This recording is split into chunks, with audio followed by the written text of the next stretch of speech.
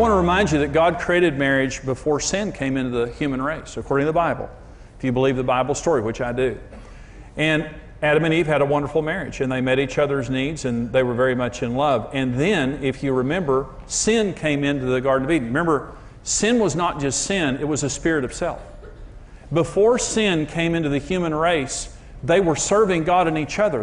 Remember, Eve was called a helpmate, and Adam was her helpmate. They were equals, and they were God's servants. And Satan came into the garden and began to say, if you eat that fruit, you will be like God. And all of a sudden, everything was about them. Now, I want to tell you something about marriage, and listen to me if you would, because this will help you. Okay. Marriage was created by God to bless you and make you happy right after it kills you. Okay. Marriage is designed to kill you, to kill self. I heard someone say one time, I've got some really bad news, and that is the two most powerful beings in the universe are both trying to kill you, Satan and God, and it's the truth. Satan's trying to kill you through all kinds of evil, but God's trying to kill you through marriage. As soon as you die, you'll have a wonderful marriage. And what has to die is that selfish spirit. It's all about you. It's all about you. If your needs are getting met, everything's fine. If your needs aren't getting met, nothing's fine. But you don't measure fine by your spouse. See, here's what I tell people in marriage. You're successful when your spouse tells you you are, but you're not successful until then. A lot of people say, well, I'm a good husband. I don't know what her problem is. I'm a good husband. You're not a good husband until she says it. You know what? It just, how pathetic is that, going around saying, I'm a good husband? One of the biggest fights that Karen and I ever got in, we were riding in the car. We had been to a mall or something, and we just, one of those stupid things that sparked a really bad fight. And I remember being in the car, humble person that I am, and I remember being in the car, and I was yelling at Karen, and I said, I'm a good husband. I'm a good husband. And I remember her looking at me like, oh, how pathetic is this? And when I look back on it, I was so defensive. I was so insensitive.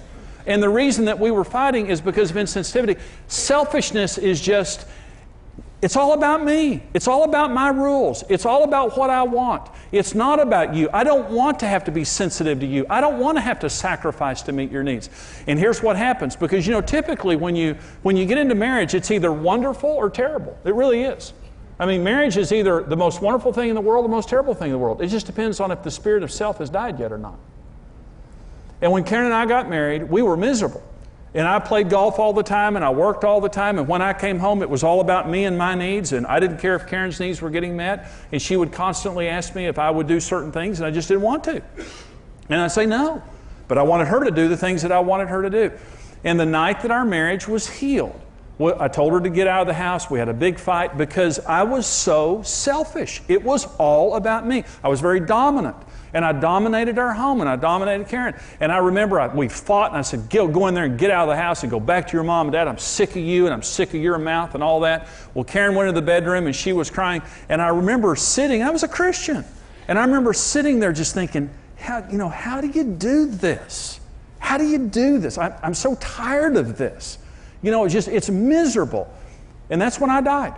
That's the night I died. That's the night that the selfish, obnoxious, dominant, insensitive Jimmy finally died, and I walked into the bedroom. Karen was sobbing, and I said, I'm sorry. I'm sorry for the way I've treated you. I'm sorry for what I've done, and I've been wrong. It's the first time I'd ever said I was wrong in all of our marriage and years of dating, because I was just such an idiot. And I went in there, and I apologized, and I said, I'm sorry for the way I've talked to you. And she said, Karen stopped me, and she said, the worst thing you've ever done is the way you've talked to me. It's the worst thing you've ever done. And I said, I'm sorry. And I know that you probably don't trust me anymore because of how many things I've done.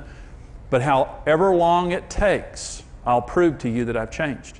And I did. I've never gone back. I've never gone back on my word. When I told her, now I've made mistakes, but when I told her that night that I had changed, that's when I died. And that's when our marriage started being wonderful. Marriage is brutal on selfish people. It's just brutal. But marriage is wonderful on people who have died to that spirit of self. Let me say this. The best marriage in the world is two servants in love. Servants live to please somebody else. Servants are sensitive because they love pleasing somebody else. And if you could meet each other's needs, you wouldn't get married. I told this story before in some of my seminars, and that is the picture of heaven and picture of hell. And the picture of heaven is everybody sitting at a banquet table and they're eating and enjoying everything they're eating, but the picture of hell is all the banquet table is there, but they have utensils on their hands that are too long to feed themselves. But in hell, everybody is so selfish that they starve to death before they'll feed somebody else. And when you get married, that's the perfect picture of marriage. There's a banquet table in front of you, and you have what your spouse needs. But if you could feed yourself, you wouldn't get married. But the secret of a happy marriage is looking at your spouse and saying, what are you hungry for? And they say, I'm hungry for this. Because you have it. As a man, you can meet her needs. As a woman, you can meet his needs. You have it. It's inside of you. You can't meet your own needs, but you can meet their needs.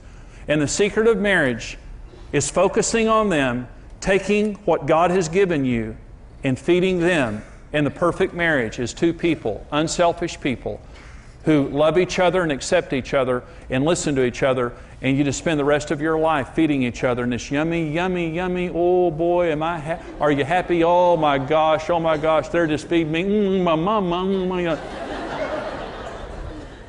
But the worst marriages are two selfish people, and they have the utensils on, and they have what they need. Two people, they both have what they need, but they're both so selfish, or one of them is so selfish, that they won't focus on the other person.